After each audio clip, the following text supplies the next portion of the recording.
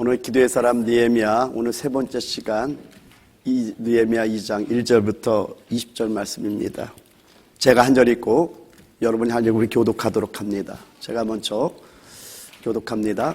내가 예루살렘에 이르러 머무는 지 사흘 만에 내 하나님께서 예루살렘을 위해 무엇을 할 것인지 내 마음에 주신 것을 내가 아무에게도 말하지 아니하고 밤에 일어나 몇몇 사람과 함께 나갈새 내가 탄 짐승 외에는 다른 짐승이 없더라. 그 밤에 골짜기 문으로 나가서 용종으로 분문에 이르는 동안에 보니 예루살렘 성벽이 다 무너졌고 성문은 불탔더라. 앞으로 나아가 샘문과 왕의 못에 이르러서는 탄 짐승이 지나갈 곳이 없는지라. 그 밤에 시내를 따라 올라가서 성벽을 살펴본 후에 돌아서 골짜기 문으로 돌아왔으나 방백들은 내가 어디 갔었으며 무엇을 하였는지 알지 못하였고 나도 그 일을 유다 사람들에게나 제사장들에게나 귀족들에게나 방백들에게나 그 외에 일하는 자들에게 알리지 아니하다가 후에 그들에게 이르기를 우리가 당한 공경은 너희도 보고 있는 바라. 예루살렘이 황폐하고 성문이 불탔으니 자 예루살렘 성을 건축하여 다시 수치를 당하지 말자 하고 또 그들에게 하나님의 선한 손이 나를 도우신 일과 왕이 내게 이른 말씀을 전하였더니 그들이 말이 일어나 건축하자 하고 모두 힘을 내어 이 선한 일을 하려 하며 호론 사람 산발락과 종이었던 암몬 사람 도비아와 아라비아 사람 게셈이 이 말을 듣고 우리를 업심여기고 우리를 비웃어 이르되 너희가 하는 일이 무엇이냐 너희가 왕을 배반하고자 하느냐 하기로 내가 그들에게 대답하여 이르되 하늘의 하나님이 우리를 형통하게 하시리니 그의 종들인 우리가 일어나 건축하려니와 오직 너희에게는 예루살렘에서 아무 기업도 없고 권리도 없고 기억되는 바도 없다 하였느니라. 아멘. 할렐루야.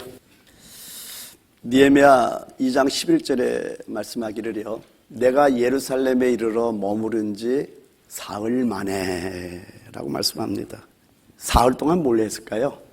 아무래도 멀리 페르시아 1000km가 넘는 대략 1000km에서 1500km 정도 되니까 몇 달을 갔다가 왔으니까 피곤하겠죠.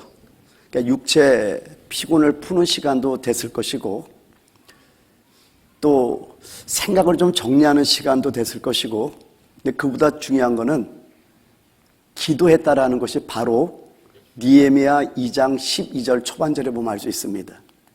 느헤미야 2장 12절 초반절에 말씀하기를 내 하나님께서 예루살렘을 위해 무엇을 할 것인지 내 마음에 주신 것을 이라고 말씀합니다. 내 마음에 뭔가를 하나님이 줬다라는 것은 하나님과 교통했다라는 겁니다. 사랑하는 성도 여러분, 기도하는 시간은 낭비가 아닙니다. 느리게 가는 것 같지만 확실하게 가는 길이 기도하는 거예요. 제가 비밀 하나 말씀드릴게요. 여러분이 오늘 이 말씀을 통해서 좀 결단할 필요도 있는 것이 뭐냐면요. 참 우리가 너무나 분주합니다. 근데 오늘 이 내 마음의 분잠을 좀 멈추고 하나님께 온전히 집중할 때, 즉 하나님과 깊은 교제가 들어갈 때 내 힘으로 할 수 없는 일들을 하나님이 하십니다. 여기 3일 만에 3일간 오늘 주님께서 느헤미야 2장 12절에 말씀하기를 내 하나님께서 예루살렘에 위해 무엇을 할 것인지 내 마음에 뭔가를 줬다고 말씀하잖아요. 그러니까 3일 동안에 뭔가 하나님의 계시가 있었다는 거예요. 근데 사실은 3일만 생각할 것이 아니라 여기 오기 4개월 동안 아닥사스와 하면서 내가 크게 두려워하는 그 사건이 있을 때까지 4개월을 금식하며 기도했잖아요. 그러니까 4개월 플러스 이 3일 동안에 엄청난 계시를 받는데 요건 이제 다음 시간부터 열립니다. 여러분 느헤미야 3장을 보게 되면요 정말 여러분이 설교를 듣면 놀랄 겁니다. 거기 보면 우리가 말하기도 힘든 히브리 사람들 이름이 쭉 나오는데 여러분 그 문을 재건할 때 어느 문부터 재건하는 줄 아세요? 3장이 바로 나옵니다. 양문이에요. 양문. 쉽 게이트. 양문은 어떤 문인지 아세요? 하나님께 제사 드리러 재물을 가지고 들어온 문이 양문이란 말이에요. 왜 그것부터 할까부터 시작해가지고 거기 보면 놀라운 비밀들이 3장에 가득 차 있는 거예요. 그러니까 지금 하나님께서 뭔가를 할 것인지를 마음에 계시해 주는데 4개월 동안 기도 속에서 계시를 받았겠지만 이 3일 동안에 그런 모든 것을 정리하면서 다시 하나님께 뭔가 계시를 받은 것을 이 느헤미야 2장 12절 초반절을 통해서 우리가 알 수 있다는 겁니다. 여러분, 느헤미야는 뛰어난 사람이에요. 제가 느헤미야서를 보면서 계속 기도를 하고 있거든요. 아직 여기 느헤미야 미쳐서 기도하고 있습니다, 지금. 그런데 느헤미야는 천재 같아요.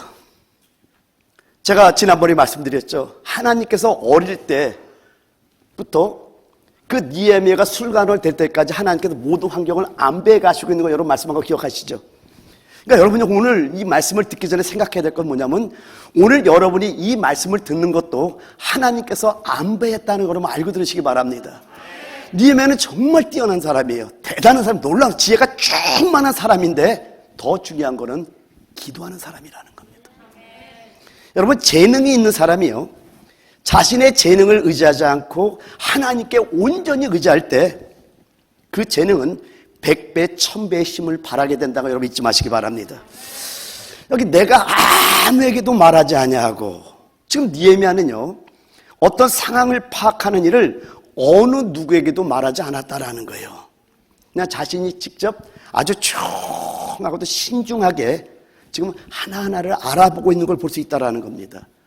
그런데 느헤미야 2장 13절에 말씀하기를 그 밤에 골짜기 문으로 나가서 용정으로 분문에 이르는 동안에 보니 예루살렘 성벽이 다 무너졌고 성문은 불탔더라.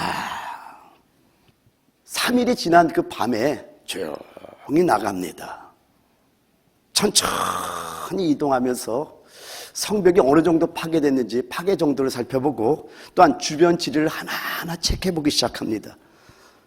그리고 느헤미야 2장 14절에 말씀하기를 앞으로 나아가 샘문과 왕의 못에 이르러서는 탐 짐승이 지나갈 곳이 없는지라.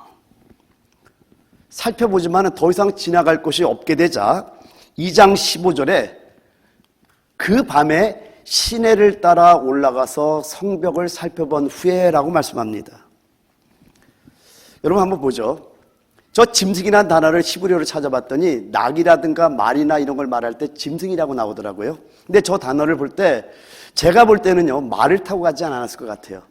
왜냐면은요 제가 서너 사람을 데리고 가지만은 짐승 오직 한 마리였거든요. 그러면 은밀하게 아무도 모르게 지금 나가고 있다라는 거예요. 근데 만약에 말을 타고 나갔다면 말은 소리를 내거든요. 그러니까 들킬 수가 있어. 그러니까는 저것도 아마 말을 타고 나간 것이 아니라 나귀를 타고 나갔을 거라는 생각을 할 수 있다라는 겁니다. 어쨌든 이렇게 짐승을 타고 가는데 더 이상 갈 곳이 없으니까 거기서 짐승을 묶어놓고 이제 한번 생각해 보죠. 거기에 불이 있을까요? 왜 갈 곳이 없냐면 무너진 성벽이 가득 쌓여있고 쓰레기가 가득하고 잡초가 올라오고 더 이상 짐승을 타고는 갈 수 없으니까 거기서 아마 횃불을 준비해 갔을 거라는 생각이 들어요. 저녁에 아무런 빛이 없는데 걸어갈 수는 없잖아요. 그리고 지금처럼 전등이 있는 시대가 아니잖아요. 그러니까 반드시 횃불을 준비했을 거라는 생각이 듭니다. 그리고 횃불에다 불을 붙이는 거예요. 그리고 계속해서 하나하나를 살펴보면서 땀을 뻘뻘 흘며 가는 느헤미야의 모습을 보는데 아까 처음에는 이렇게 그 골짜기 문으로 들어갔다고 하는데 오늘 보니까 골짜기 문으로 들어와 돌아왔다. 골짜기 문으로 가서 골짜기 문으로 돌아왔다는 전체를 다 돌아보고 돌아왔다는 거 우리가 알 수 있다는 겁니다. 여러분 느헤미야를 이렇게 보면서 남들이 다 자는 밤중에 땀을 흘리면서 성벽의 무너진 상황을 정찰하고 있더라는 겁니다. 이걸 보면서 여러분은 뭘 느끼십니까? 여러분 어느 분야든요 그 분야의 리더가 되려면은요 자신이 이끄는 사람들이 잠든 밤에도 땀 흘리면서 철저히 공부하고 준비하는 사람이 되어야 된다는 겁니다. 그리고 느헤미야 2장 12절과 15절 16절 보면은 내 하나님께서 예루살렘을 위해 무엇을 할 것인지 내 마음에 주신 것을 내가 아무에게도 말하지 아니했다고 말씀하고요.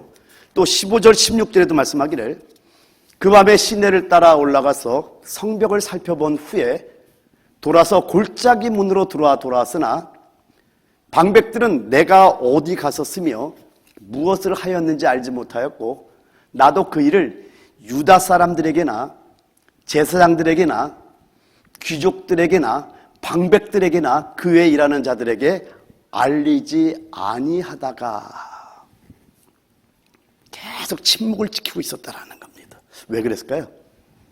대적들의 모함과 방해를 경계하고 있는 겁니다. 또한 이 일이 하나님의 영광을 위한 일이지 자신을 드러내기 위한 일이 아니라는 것을 여기서 알려주고 있다는 겁니다. 그러니까 비밀리에 철저한 현장 답사와 사전 준비를 끝낸 거예요. 그리고 마침내 2장 17절에 말씀하기를 후에 그들에게 이르기를 우리가 당한 공경은 너희도 보고 있는 바라. 예루살렘이 황폐하고 성문이 불탔으니 자 예루살렘 성을 건축하여 다시 수치를 당하지 말자고. 무슨 말이냐면요, 이렇게 비밀리에 철저한 현장 답사를 하고 사전 준비를 끝낸 다음에 마침내 유다 백성들의 지도자들을 모아놓고요. 근데 유다 백성의 지도자는 누구냐면 제사장, 귀족들, 방백들, 그리고 그 각 지파의 리더들을 모아놓고 예루살렘 재건 계획을 밝히고 협조를 구하고 있는 겁니다. 근데 여러분, 이게 가능한 얘기입니까? 대략 150년을 재건에 실패한 자들이에요. 만약에 연륜이 깊은 장로님들이 거기 있다고 한번 치죠. 그러면 이랬을 것 같아요. 아유, 젊은 우리 유다 총독 양반, 그 열정은 알겠는데 우리도 당신이 오기 전에 에스라 제사장이 왔을 때 이거 짓다가 우리 자절에 그전에도 그랬고 수룹바벨도 왔었고 수많은 사람들이 노력했지만 결국 우리 실패했던 일이요. 젊은 양반의 의욕은 좀 좋지만은 이거는 안 될 거라고 말할 수 있잖아요, 그죠? 근데 느헤미야의 그 눈빛이 살아있는 겁니다. 나는 여러분 이런 분이 되기를 원합니다. 그리고 목소리가 뭔가 기름 부음이 있어요. 지난 금요일 날 여러분 설교했죠? 그건 굉장히 중요한 설교였습니다. 왜냐하면 요즘 주님께서 저에게 너무나 많은 말씀들을 만져주시는데 기름 부음이 없는 사역은 그건 헌신도 아니고 봉사도 아니라는 걸 주님께서 정확하게 알려주기 시작합니다. 그래서 여러분 그 부분은 이제 여러분 금요일 날 설교를 들어보시고요. 어쨌든 느헤미야의 눈빛, 목소리, 열정, 확신 막 이런 것들이 그들의 가슴에 불을 붙였을 것이라는 걸 알 수 있다는 겁니다. 저는 여러분이 이렇게 느헤미야 같은 자들이길 바랍니다. 근데 여러분 여기서 한 가지 좀 우리 교회는 좀 분석적인 분들이 많다 보니까 아까 교사회 때도 이렇게 얘기를 하니까 충분히 자기도 그렇게 생각했다는 얘기 나오는데 그게 무슨 얘기냐면요, 열정만 가지고 진실함만 가지고 사람들의 마음을 움직일 수는 없다라는 겁니다. 특별히 우리 교회가 그래요. 열정을 아무리 가지고 얘기해도 진실함을 아무리 가지고 얘기해도 객관적인 증거를 보여주지 않으면 움직이지 않는 분들 우리 교회 성도들이 대부분입니다. 참 제가 힘듭니다. 이 열정만 보면 못 느껴요? 이 진실함 보면 좀 안 따라와요. 저 웃고 있잖아요 지금 봐. 근데 놀라운 게 뭐냐면은 이제 여러분들이 준비시켜서 제가 말씀을 하는 겁니다. 아까 아침에 좀 웃었어요. 그러게 말이에요 목사님, 열정만 가지고 사람들의 마음을 움직일 수는 없잖아요. 맞습니다. 진실함만 가지고도 사람의 마음을 움직일 수가 없는데 실제적으로 가능할 수 있다는 객관적인 증거를 보여줘야 되는데 느헤미야는 보여주고 있더라는 겁니다. 2장 18절에 말씀하기를 또 그들에게 하나님의 선한 손이 나를 도우신 일과 왕이 내게 이른 말씀을 전하였더니 그들의 말이 일어나 건축하자 하고 모두 힘을 내어 이 선한 일을 하려 하매라고 말씀합니다. 여기 초반절에 말씀하잖아요. 하나님의 선한 손이 나를 도우신 일과 왕이 내게 이른 말씀을 전하였더니 뭐냐면 바로 이겁니다. 저는 지금 페르시아 왕국에서 처음 예루살렘 소식을 듣고 넉 달 동안 울며 기도한 일을 말하는 거예요. 내 동생 하나니가 여러분의 상황을 보고 나에게 알려줬었습니다. 그때 내가 땅을 치며 통곡하며 울며 내가 수일 동안 금식하며 기도하면서 하나님의 일이 이룰 때까지 4개월을 눈물을 흘며 기도했습니다. 이걸 말하는 거예요. 간절함으로 말하는 거예요. 눈물로 말하는 거예요. 그리고 하나님이 도우셔서 저 흉폭한 아다사스 왕의 마음을 움직여서 재건공사 허가를 내가 받아냈답니다. 왜냐하면 아다사스 왕이 성격이 괴팍하거든요. 이걸 누구나 알거든요. 그런데 얼마 전에 에스라 4장에 나오죠. 이 성벽 재건을 갖다가 금지시켰던 왕인데, 그 조서를 내렸던 왕인데, 저 왕이 변화된다라는 건 놀란 뭔가 있으니까 변화된다. 근데 느헤미야가 그걸 얘기를 하는 거예요. 지금 하나님의 손이 나를 도우셔서 그 흉폭한 아다스 왕의 마음을 하나님이 움직였어요. 그래서 이 재공사 허가를 지금 나에게 허락했습니다. 이걸 얘기를 하는 겁니다. 그리고 또한 왕의 특별한 배려로 왕의 상임에서 최고급 목재들을 양껏 공급받을 수 있게 된 일입니다. 그러니까 아마 올 때 그 목재들을 막 갖고 왔을 거라는 생각이 드는 거예요. 근데 그 왕의 상임의 목재들은 대단히 좋은 것들이거든요. 그걸 왕이 허락한다? 이건 놀라운 일이에요. 그리고 마지막으로 이 얘기를 하는 거예요. 보시지 않습니까? 내가 왕에게 부탁하지도 않은 이 친위대 호위병까지 붙여주지 않았습니까? 여러분 진짜 느헤미야가 올 때 한번 모습을 보세요. 군대 장관과 마병들이 딱 호위해 갖고 오는데 이건 왕이 그냥 행차하는 것처럼 보이잖아요. 이걸 볼 때 이들도 너무나 놀랬던 거예요. 한 시부리 교민 2세잖아요. 이민 2세잖아요. 그런데 군대 장관이 수많은 마병과 함께 이를 호위하고 온다. 야, 이들도 깜짝 놀랐어요. 그러니까 지금 하나님의 손이 도우시는 일과 왕의 명령이 있더니 하나하나를 이렇게 구체적으로 설명했던 겁니다. 여러분, 감동의 스토리는요, 엄청난 설득력이 있습니다. 이들이 이 이야기를 듣고 절망에 빠졌던 이들의 마음에 희망의 불꽃이 막 타오르기 시작했던 겁니다. 아, 그렇다. 이 지도자를 따라하면 뭔가는 되겠다는 확신이 불타오르기 시작했던 겁니다. 분명 이 사람 맞아. 하나님이 세우신 사람이야. 그러니까 여러분, 생각해 보세요. 단 3일 만에 조직을 장악해요? 이게 말이 됩니까? 아니 150년 동안 건축되지 못한 성벽 재건을 단 3일 만에 생각만 해도 여러분 막 익사이팅 되지 않아요? 일가적으로 가능합니까? 이거는 하나님이 하시는지 인간이 하는 일이 아니라는 겁니다. 저는 이렇게 주의 종과 성도들은요, 서로를 귀한 축복의 존재로 알아 귀히 여겨야 한다고 저는 믿습니다. 또한 성도들과 성도들도 서로를 귀한 축복의 존재로 서로 귀히 여기시기를 바랍니다. 왜냐하면 우리가 마음을 함께 할 때 교회가 대건될 줄 믿기 때문이라는 겁니다. 여러분 한번 생각해 보세요. 느헤미야가 아무리 훌륭하다고 해도 그의 리더십을 따라주지 않으면 성벽 재건 공사가 이루어질 수 있을까요? 그러니까 교회도 마찬가지인 것 같아요. 여러분이 주의 종을 귀하게 여기고 주의 종은 성도도 귀하게 여겨서 서로가 연합될 때 우리 교회는 반드시 재건될 줄 믿습니다. 저는 솔직한 마음을 얘기할게요. 여러분이 얼마나 귀한지 아세요? 옛날에도 귀했어요. 근데 지금은요, 한 분 한 분이 정말 저에게는 생명같이 귀한 분들이고 여러분 알아주시기 바랍니다. 그래서 서로를 귀한 축복의 존재로 서로를 알아줌으로 말미암아 우리가 서로 건축되는 축복이 있기를 예수님을 축원드립니다. 자, 여기까지 좋은데 하나님 일에는 반드시 대적자가 있다라는 겁니다.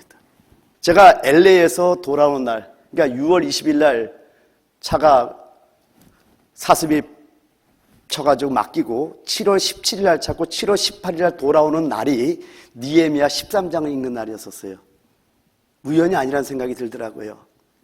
기도원에서 기도하는 동안에 역대하를 쭉 거의 읽고 그리고 에스라가 시작됐고 그리고 여기 돌아오는 날 18일 날 아침에 읽은 성경이 느헤미야 13장입니다. 근데 여러분 특별히 느헤미야 4장은 산발락과 도비아와 아랍의 사람 게셈이 공개적으로 성적 재건을 방해하는 그런 사건이 쭉 나오는데 어쩌면 놀랍게도 에스라 4장도 유다와 베냐민의 대적들이 성전 재건을 또 방해하는 장면이 또 나옵니다. 여러분 어쨌든 성벽이 재건되거나 성전이 재건되면 반드시 대적들이 일어난다고 여러분 깨달으셔야 된다는 거예요. 근데 여러분 성전 건축과 성벽 재건에는 실제적인 건축도 있지만은 영적인 의미도 상당히 깊다는 거 여러분 아셔야 된다는 겁니다. 특별히요, 여러분 성벽의 역할이 어떤 역할을 하냐면 성전과 성 안에 있는 사람들을 보호하는 역할을 하는 게 성벽이에요. 여러분 요한계시록 21장을 보면은 성벽의 기초석이 12사도의 이름이 있습니다. 그 성벽이 딱 건축되면은 성 안에 있는 성전과 성 안에 있는 그 모든 백성들이 보호를 받는 거예요. 여러분 이건 영적 의미도 여러분이 아셔야 됩니다. 요한계시록 21장에 보면은 새 예루살렘이 건축됐는데 신부가 남편을 위하여 단장하겠더라. 그리고 요한계시록 21장 9절 10절에 말씀하기를 하늘로부터 자, 성령이 크고 높은 산으로 사도 요한을 데려가서 내가 어린 양의 아내를 보이겠다고 말씀했는데 그 어린 양의 아내가 뭔가 했더니 연합된 신부, 연합된 것도 예루살렘 성이 하늘부터 내려오는 모습을 보여줌으로 말미암아 그 연합된 그 예루살렘 성이 연합된 신부인 건축된 교회임을 말씀해주고 우리가 알 수 있다는 거예요. 이것처럼 여러분, 성벽이 건축되는 것은 사단에게는 너무나 극심한 피해가 되기 때문에 절대로 사단은 그걸 그냥 건축되도록 내버려 두지 않는다라는 겁니다. 그러니까 느헤미야서와 에스라를 통해서 우리가 알아야 되는 건 뭐냐면은 우리가 실질적으로 교회로 건축될 때 사단은 공개적으로 우리를 공격한다고 여러분 깨달으시기 위해서 축원드립니다. 근데 여기 대적자들을 보게 되면은요, 핵심 세력이 세 사람으로 축약되는데 느헤미야 2장 10절과 느헤미야 2장 19절을 보게 되면은요, 먼저 2장 10절을 보면은 호론 사람 산발락과 종이었던 암몬 사람 도비아가 이스라엘 자손을 흥황하게 하려는 사람이 왔다함을 듣고 심히 근심하더라. 그리고 19절에 보면은요, 호론 사람 산발락과 종이었던 암몬 사람 도비아와 아라비아 사람 게셈이 이 말을 듣고 우리를 업신여기고 우리를 비웃어 이르되 너희가 하는 일이 무엇이냐? 너희가 왕을 배반하고자 하느냐 하기로. 여기 산발락, 도비아, 게셈이라는 세 사람으로 압축되는데 하나 한 사람 한 사람 보죠. 여러분의 첫 번째 인물은요, 예루살렘으로부터 대략 한 15마일 정도 떨어졌죠. 15마일 떨어져 사는 호론 사람 산발랏입니다. 그는 당시에 사마리아 총독이었거든요. 그래서 사마리아 총독으로서 상당한 군사력을 가지고 있던 자입니다. 근데 느헤미야가 귀환했거든요. 그래서 느헤미야 귀환으로 이스라엘이 강성해질 걸 두려워해서 성벽 제거를 반대하는 무리들의 총지휘자가 됐던 겁니다. 그래서 이 산발랏 총지휘자라고 할 수 있는 거예요. 왜냐하면 자기들이 예루살렘까지 지배함으로 말미암아 많은 이득을 취할 수 있는데, 아니 갑자기 유다 총독으로 느헤미야가 딱 오니까 자기들이 다스린 영역을 뺏겨버리는 것이기 때문에 어떻게든 뺏기지 않으려고 하는 자가 바로 산발랏이었던 겁니다. 자, 두 번째 인물 한번 보죠. 두 번째 인물은 암몬 사람 도비아입니다. 여러분, 암몬 족속이라니까요.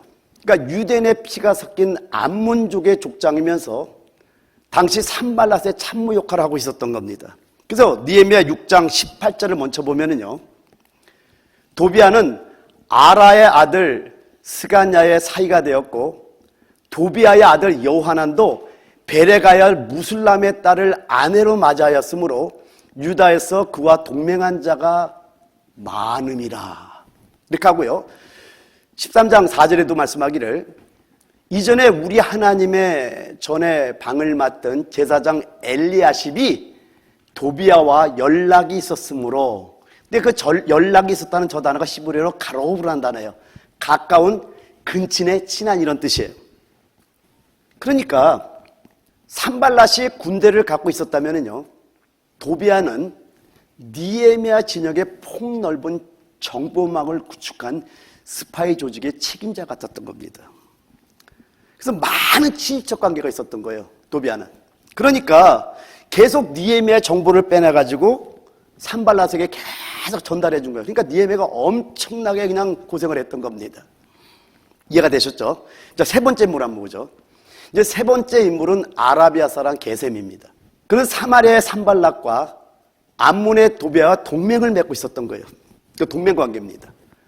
그리고 그는 애굽 북동쪽에서 팔레스타인 남쪽까지 꽤 광활한 지역을 다스리는 지방 영주 출신이었던 겁니다. 그래서 게셈 또한 호론 사람 산발랏처럼 유대인들이 예루살렘 성벽을 재건함으로써 지나치게 강성해지는 걸 극히 두려워하고 있었음이 분명하다라는 겁니다. 근데 이 세 사람의 공모에서 가진 방법으로 느헤미야의 성벽 재건 공사를 방해했던 거예요. 나중에는 어떻게 하죠? 느헤미야를 암살하려는 공작도 수차례 시도하는 걸 우리가 볼 수 있다는 겁니다. 그러니까 목적을 성취하기 위해서는 수단 방법을 가리지 않는 무서운 자들이었다는 걸 성경을 보여주고 있다는 거예요. 그럼 여기서 우리가 할 수 있는 게 뭡니까? 하나님의 사람들을 대적하는 적들이 만만치 않다는 걸 우리에게 보여주고 있는 겁니다. 여러분, 우리의 적들은 만만치 않은 걸 깨달으시기 바랍니다. 근데 참 희한한 게 뭐냐면, 느헤미야를 보다 보니까 희한한 게 뭐냐면은 하나님께서 계속 이 대적들을 느헤미야 옆에 있도록 허락하고 있더라는 겁니다. 하나님이 없애는 게 아니라 이들을 느헤미야 옆에 계속 있도록 허락하고 있다는 겁니다. 그래서 하나님께서는 이 적들로 인해서 느헤미야와 백성들이 긴장을 늦추지 못하도록 만드시고 있다는 겁니다. 이게 하나님의 깊은 섭리입니다. 여러분 옆에도 껄끄러운 사람들 있죠. 근데 그 껄끄러운 사람들을 하나님이 허락했다는 거 여러분 아십니까? 왜 허락할까요? 우리가 늘 기도하고 인내하고 부지런히 노력하게 만드시는 거예요. 할렐루야.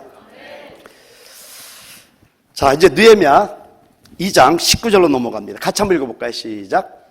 호론 사람 산발락과 종이었던 암몬 사람 도비야와 아라비아 사람 게셈이 이 말을 듣고 우리를 업신여기고 우리를 비웃어 이르되 너희가 하는 일이 무엇이냐?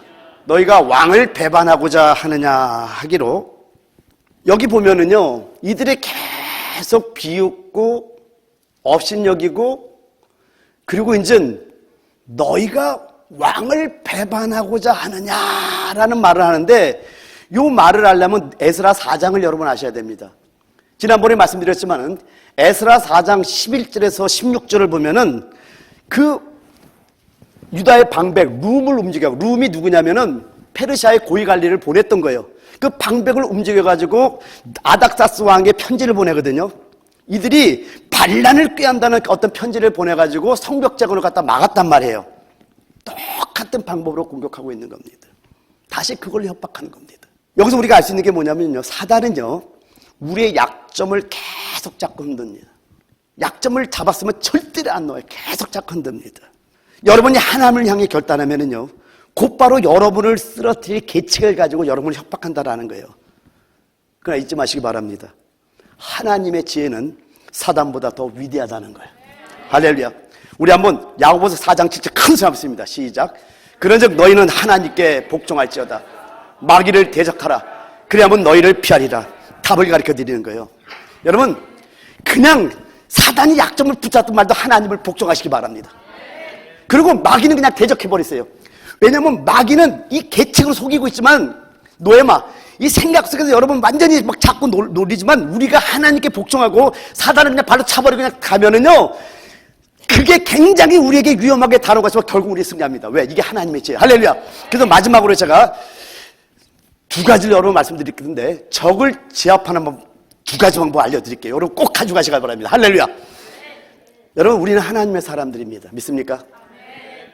하나님의 사람들은요 사랑과 용서의 사람이어야 됩니다. 많은 연단의 과정을 거치면서 제가 하나님께 너무나 감사한 게, 저는 어느 누구도 정죄하지 않게 하나님 만들어준 게 너무나 감사해요. 우리 사람은 사랑해야 돼요. 사람들의 역사는 악령에 대해서는요 칼같이 끊어내야 됩니다. 다시 한번 말씀드립니다. 우리는 하나님의 사람들로서 사랑과 용서의 사람이어야 되지만은, 하나님의 백성들을 공격하는 적들에 대해서는요 처음부터 분명한 선을 긋고 단호하게 대처해야 됩니다.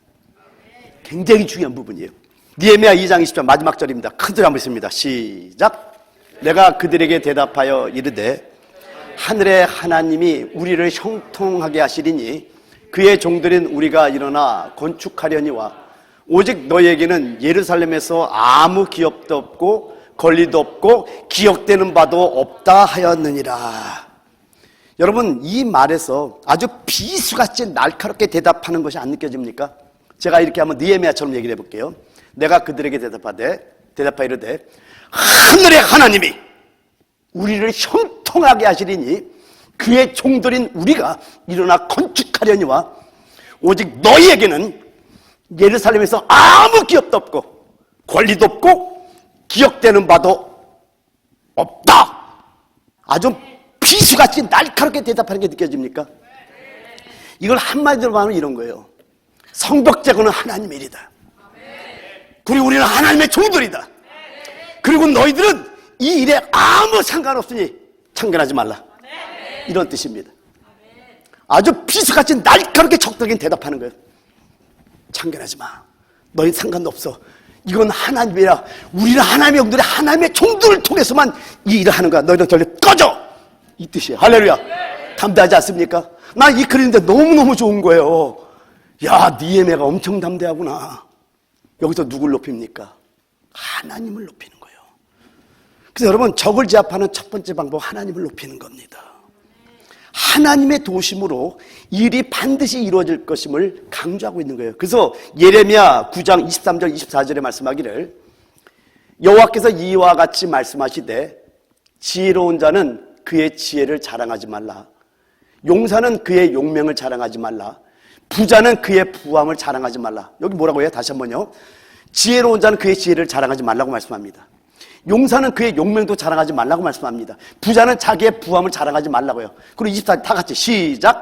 자랑하는 자는 이것으로 자랑할지니 곧 명철하여 나를 아는 것과 나 여호와는 사랑과 정의와 공의를 땅에 행하는 자인 줄 깨닫는 것이라.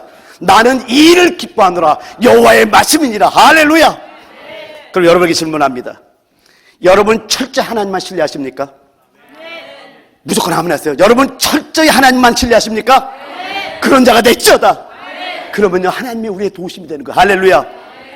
두 번째는요 실력입니다. 여러분 적들은 나름대로 막강한 힘을 가지고 있기 때문에 강하게 말했다고 쉽게 물러가지 않습니다. 근데 느헤미야는 이 모든 일들을 예상하고 있었던 거예요. 그러니까 조금도 당황하지 않고 나중에 맞받아칠 수 있었던 겁니다. 여러분 느헤미야가 누굽니까? 왕의 조서를 받아가지고 왔다니까요. 왕의 친례 병력을 이끌고 왔다니까요. 군대 장관과 마병들과 함께 왔던 자예요.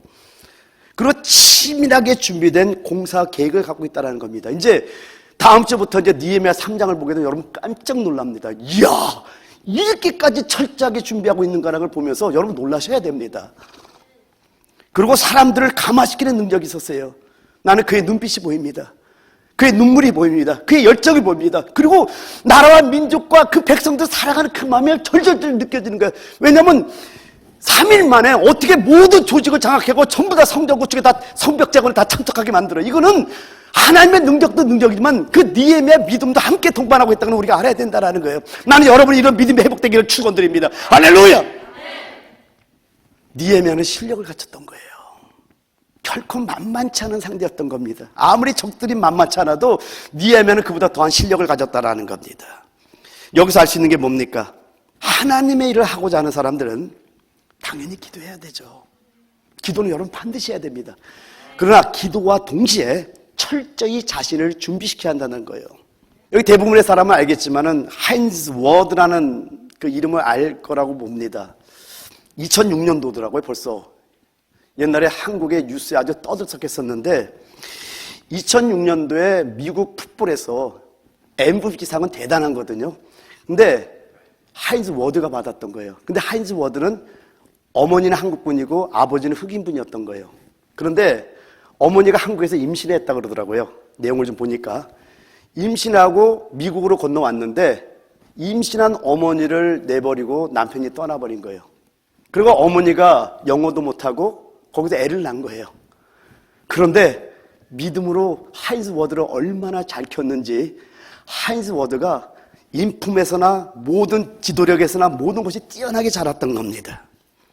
근데 놀라운 것은 뭐냐면요, 하인즈 워드로 인해 갖고 한국에 있는 수많은 혼혈아들에 대한 차별과 멸시의 풍조가 바뀌게 됐던 거예요. 그 한 사람의 영향력으로 사람들이 혼혈아를 보는 눈길이 다 바꿔지기 시작하면서 오히려 이제는 그들이 음지에서 양지로 나오는 놀라운 역사를 이 한 사람을 통해서 이루는 걸 볼 수 있었다라는 겁니다. 여러분 이스라엘의 초대 대통령이 누군지 아십니까? 바이츠만입니다. 근데 바이츠만은 과학자예요. 근데 이 사람이 어떻게 대통령이 된가 살펴봤더니요, 2차 세계대전 당시에 그 탄약에 쓰이는 무연화학을 만들기 위해서는 아세톤이 필요하다고 하더라고요. 근데 아세톤이 필요한데 대량의 아세톤을 나무를 통해서 추출했는데 전쟁이 일어나다 보니까 나무를 수입할 수가 없게 됐던 겁니다. 그러니까 아세톤을 추출할 수 없게 됐던 거예요. 그런데 바이츠만 박사가 옥수수에서 얻어지는 그 당에서 대량의 아세톤을 만드는 방법을 발견했던 겁니다. 그래서 연합국 전시 물자의 모든 수요를 충당할 수 있을 정도가 됐던 거예요. 이거에 너무나 감사하고 영국 정부가 전쟁 수행에 결정적 공헌을 한 바이츠만의 그 소원인 이스라엘 독립국가 건설을 전폭 지원하게 되는 겁니다. 이래서 지원이 되는 거예요. 그래서 1949년 바이츠만은 이스라엘의 초대 대통령이 됐습니다. 여러분, 자기 전문 분야에서 탁월한 한 전문 과학자가 건국의 토양이 된 겁니다. 그럼 여러분 한번 생각해 봅시다. 하인즈 워드와 바이츠만 박사의 이야기가 우리에게 시사하는 바는 뭡니까?